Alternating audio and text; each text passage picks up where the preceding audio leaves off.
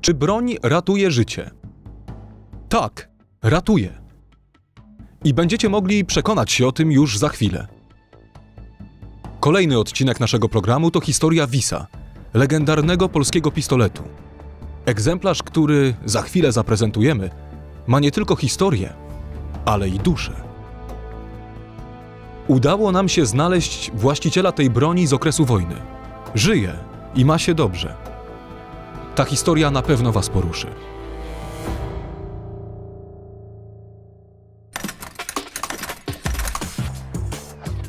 Broń wykorzystywana w programach jest przechowywana bezpiecznie w szafach pancernych z firmy Safety.pl. Witamy serdecznie w kolejnym odcinku Safety Check. Dzisiaj jesteśmy na strzelnicy AWF w Warszawie. Wyjątkowy dzień, ponieważ jest to zlot kolekcjonerów Wisów, tak zwane wisowisko. Bardzo ciekawe jednostki pojawiają się z całego kraju. Ciekawe nie tylko ze względu na to, że jest to polski sentyment do Wisa, ale także jest to broń z wyjątkową historią. Często z dramatem, ale także z zabarwieniem patriotycznym. Jednym z takich elementów jest Wis, który mam tutaj w ręku. Jest to Wis, który należał do Zdzicha Nowaka, partyzanta od Ponurego. Był bardzo młodym chłopakiem, około 12-13 roku życia. Jego zadaniem było rozprowadzanie oficerów, łączników z Komendy Głównej Armii Krajowej z Warszawy na Kielecczyźnie, na Wykus, przeprowadzanie ich z jednego miejsca odbioru do miejsca dostarczenia. I ten oto Wis był jego bronią, którą otrzymał od swojego dowódcy dla ochrony. Kilkukrotnie zawdzięcza temu Wisowi swoje życie. Grzecznościowo otrzymaliśmy od Zdzicha Nowaka polską przedwojenną amunicję. W tym momencie sobie z niej strzelimy.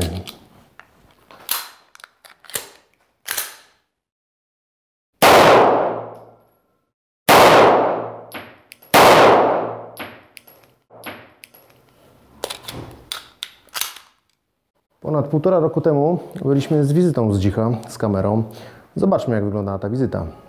Zdzisław Nowak jako młody chłopak był kurierem. Jego zadaniem było przeprowadzanie oficerów naszego wojska bezpiecznie przez teren, który znał jak własną kieszeń. Był tak dobry w realizacji powierzonych mu zadań, że od Antoniego Hedy Szarego, legendarnego generała, otrzymał prezent, bez którego nie byłoby tej historii. Mimo lekkiej niepewności, bohater naszej opowieści ciepło przyjął nas w swoim domu i po krótkiej wymianie zdań zaproponował, abyśmy wstali od stołu. Poprowadził nas krótkim korytarzem do ostatniego pokoju. Okazało się, że miał w nim niewielki zakład rusznikarski. Na spotkanie z panem Zdzisławem Piotr przywiózł 2 Wisy. Nowa produkcja wykonana na 90-lecie radomskiej fabryki broni nie zrobiła wrażenia na naszym gospodarzu. Prawdziwe wzruszenie przyszło dopiero po kilku minutach. Tak. Dobrze. Dobrze. No, ale... Musza czysta, ładna. Ale nie jest, kurczę. Nie jest tą oksydą, tą przedwojenną. Nie ma mowy. Nie ma mowy. Proszę pana, tamta oksyda jest, proszę pana, całkiem co innego. Miękka sprawdzinka. Aha, wziął pan z przyrządami, proszę pana, jaskółczy ogon. Oj, ale spust, niech ich piorun. O, ja cię przepraszam. Niech pan sprawdzi spust, a spust. No, tu spust to schodzi jak marzenie. A tu, proszę pana, jest tak, jakby sierp ciągnął. Truk. A jak on po wojnie, że tak powiem, się uchował? Proszę pana, było zrobione specjalne pudełko.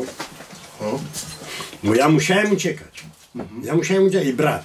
Byśmy musieli uciekać, bo proszę panów, mamie powiedzieli, czy tak, czy inaczej, to skasować mnie muszą. I ja prysnąłem do Jeleniej Góry, bo w Jeleniej Górze tam żeśmy mieli trochę znajomych i mówimy na granicę i pójdziemy na zachód, nie? Brat starszy ode mnie, cioteczny brat. I proszę pana, w Jeleniej Górze żeśmy zostali, bo okazało się, że tam nas było 21 od Antka ludzi. Czekać, zobaczymy, co się będzie działo. I myśmy zostali. Ja, proszę pana, mając 19 lat, mnie zabrali do wojska. Do Jeleniej Góry mnie zabrali. Dlaczego? Bo ja jeździłem już jako kierowca, a proszę panów, komendant, dowódca dywizji, komendant 2 oficerskich szkół piechoty i topografii, proszę panów, jechali z Kodą i tam na kapelę weszli, a tam takie agrawy są, nie? I na 3. zakręcie wykołował ich i spalił hamulce, nie? I musieli kierowcę wziąć z tego terenu, co zna teren. No i akurat nie na mnie trafili i mnie zabrali. Ja poszłem do wojska, ale z jednej strony się cieszyłem, wie pan, bo mówię, zgubiłem ślad. Do wojska już w wojsku nie będą szukać. Zgubiłem ślad. Brat zmienił nazwisko, poszedł do Urzędu Skarbowego, pracował w Urzędzie Skarbowym, bo on był po technikum radomskim. A ja, proszę pana, w wojsku, 3 lata w tym wojsku byłem i już zginął. Ten ślad po mnie zatarł się i już mnie nie prześladowali. A widz gdzie był w tym czasie? Tu, u dziadka mojego, w tym starym drewnianym domu. Osobista broń pana Nowaka po wojnie znalazła nowego właściciela. Nasz bohater nie widział jej od wielu lat, chociaż przez całą okupację i okres powojennej zawieruchy była rzeczą, z którą się nie rozstawał. Przypadek sprawił, że zabytkowego Wisa kupił Piotr, który prześledził jego historię i odnalazł właściciela. Tym właścicielem był właśnie pan Zdzisław Nowak. To...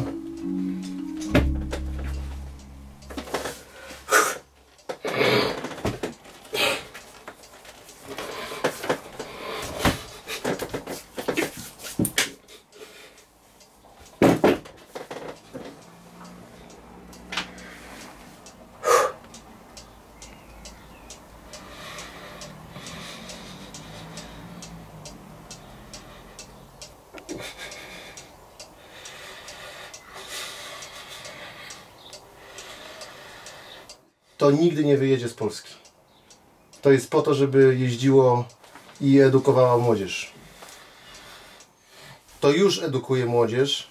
Są kolekcjonerzy, którzy biorą rzeczy na handel. Ja nigdy nie byłem kolekcjonerem. W momencie, kiedy się dowiedziałem, że jaka jest historia,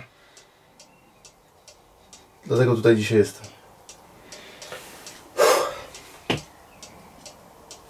Z niego kabura powojenna.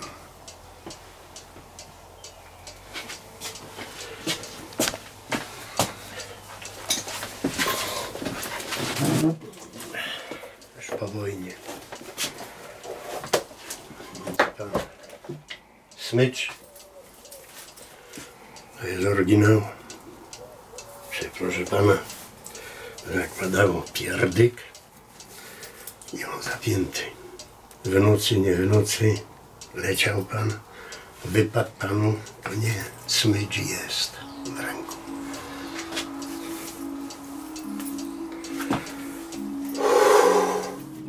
Zdzisław Nowak, mimo podeszłego już wieku, cieszy się dobrym zdrowiem i pogodą ducha. Podczas naszej wizyty zgodził się opowiedzieć kilka ciekawych historii z czasów wojny i oprowadzić po Kielecczyźnie, wskazując miejsca, w których działał jako partyzant. Była sytuacja, że kiedyś ten wiz się przydał? Raz było coś takiego, proszę pana, gdzie szliśmy właśnie we dwóch z tym drugim łącznikiem Bo to było, od Knota byliśmy razem przyjaciółmi, nie? I szliśmy pod lasem i szliśmy właśnie na Wołów, ale szliśmy koło toru. To już była godzina gdzieś około 22, tak gdzieś. Już było tak mocno szaro, nie? I proszę panów, idziemy i ten Mundek tak spero, stój! On miał parabel ze sobą. I ktoś stoi. Ja mówię, Mundek pomału. Nie wiadomo kto jest, ile jest, co, nic, nie? Pomału. Idziemy pomału. Idziemy pomału, proszę pana. Okazuje się Mongą. Oni paśli konie. Bo oni tylko na koniach jeździli. Paśli konie i ten Mongą. My przechodzimy i ten Mongą karabin, nie? I przerepetowuje. I ja wtedy raz, 2 razy oddałem.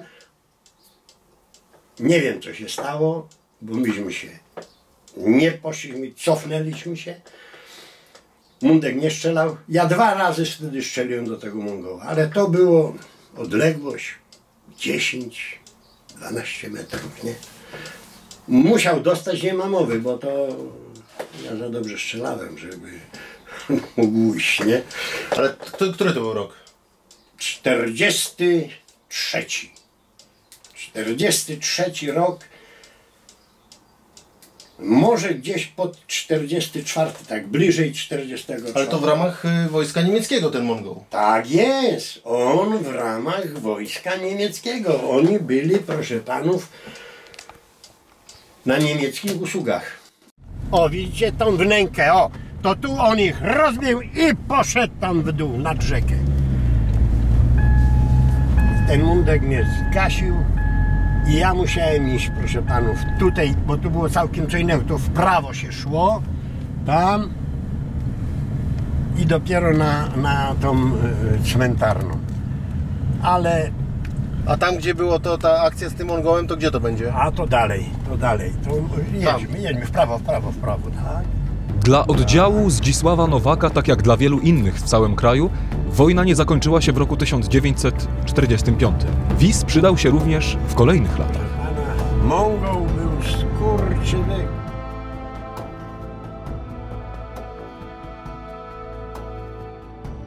Proszę pana, tu był taki moment, gdzie zamknęli Antka i od nas pojechało 4 ludzi. Dostali rozkaz pojechać do prezydenta, żeby, proszę pana, się powiedzieć, jak było, co było. Dlaczego on siedzi, jest oskarżony na kara śmierci. Dostali taki rozkaz. Jednym z tych 4 był mój serdeczny kolega. My dzisiaj dostaliśmy taki rozkaz. Macie siedzieć, spać na schodach dotąd, dopóki was nie przyjmie. I proszę panów, co się stało? Po 2 dniach przyjął ich. Oni mu przedstawili sprawę, jak jest, że z jakiej racji człowiek taki, który całe życie poświęcił i ocalił tyle ludzi, narodu, jest oskarżony. No i powiedzieli wtedy osóbce tak. Jeśli nie zostanie wypuszczony, oddział się zorganizuje i uderzy. Tak było powiedziane. Byliby go, rozwalili te więzienie, to wszystko rozpierdolili, byliby nie ma mowy. Bo chłopaki od Pomorego robili akcje przecież powojenne w rozbijaniu więzień. Robili. Chłopie, moja rodzina, przecież 2 moich braci ojca. Był w 2, był jeden, w drugi był, proszę pana, snajperem, kurczę. Także wiesz pan, to nie jest tak. Ja wiem jak było. I proszę pana, powiedział, za 2 dni jest szary u was. Rzeczywiście. za 2 dni przywieźli go do Skarżyska. No i przyjechał tam do Mietka. Też nie żyje ten Miecio już. On był, jakiś czas był jego adiutantem, nie?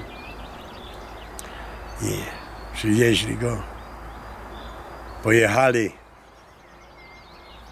na Świnią Górę. No tam było najbezpieczniej. Dlaczego? Nie ma jak podejść. To było najbezpieczniej. I proszę pana, tam siedzieli 3 dni, no ale chłopaki się wtedy już zebrali. Bo jak Antek się rozbrajał przedtem, jak szli na Warszawę. Bo już był oddział zorganizowany iść na Warszawę, jak było powstanie warszawskie. I proszę pana, jak potem to cofnęli, nie? Żeby nie, to Antek jak się rozbrajał, proszę pana, nauczyciela w Łące były takie wanny, takie ze 2,5 metra długie, takie były haczyki, już takie esy. I oddział, kto ma broń, no jeden miał 2, jeden miał 1, różnie było. Chcesz zatrzymać, którą chcesz zatrzymujesz. Nie było rozkazu zdać broni. Nie było. Chciał pan zatrzymać broń, zatrzymywał się pan. Proszę pana, przyjechał do nas facet na rowerze, bierz bimbra, bo ten Mundek miał pseudonim Bimber, bo on woził bimber do oddziału. Więc bierz bimbra i na nauczyciela Łąkę. No i biegiem i już. Obci ludzie, obci, ja ich nie znałem. I wtedy były beczki i proszę panów, paliło się ognisko pod tymi wannami i było taki jak smar, jak olej. I co się stało? Wypinało się magazynek. Jak miał magazynki na miedziany drut, albo się pętało, albo tak jeden koło drugiego, zanurzyło się te magazynki w tym smarze, a broń trzeba było odsunąć zamek, wziąć tak, że pas zdjąć i jak się kładło, dajmy empika czy stena, kładło się i tak, żeby w lufę weszło, nie? Żeby w lufę weszło. Zamek był odciągnięty, potem się naciskało, zamek spadał i wieszało się na tych haczykach. Wieszało się na tych haczykach, proszę panów, to obciekło, jak obciekło, to na sztorc składali do tych beczek. Co to był za smar? Nie mam pojęcia. Ale skuteczny. Tak.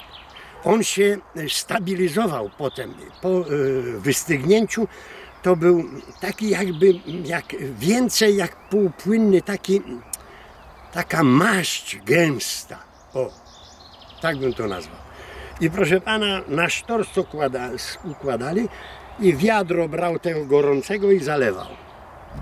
Zalali, drugą warstwę na górze układali. Potem dekiel, zakręcali to na śruby.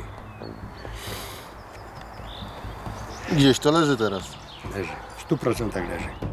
Mimo że wizyta była dość dawno, proszę się nie martwić, Zdzichu partyzant od Ponurego jest w bardzo dobrym zdrowiu. Nadal jest sędzią sportowym w klubie strzeleckim w Starachowicach i serdecznie pozdrawia widzów Safety Check. Broń wykorzystywana w programach jest przechowywana bezpiecznie w szafach pancernych z firmy Safety.pl.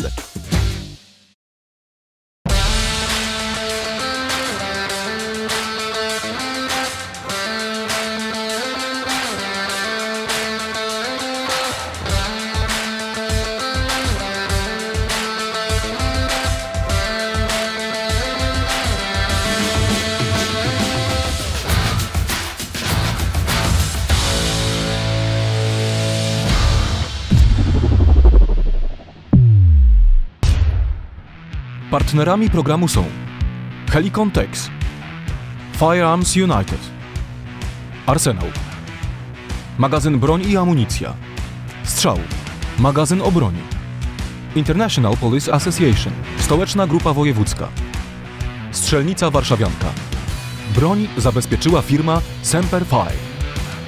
Nad bezpieczeństwem ekipy realizacyjnej czuwała firma Paladin Tech. Have a gun. Will travel.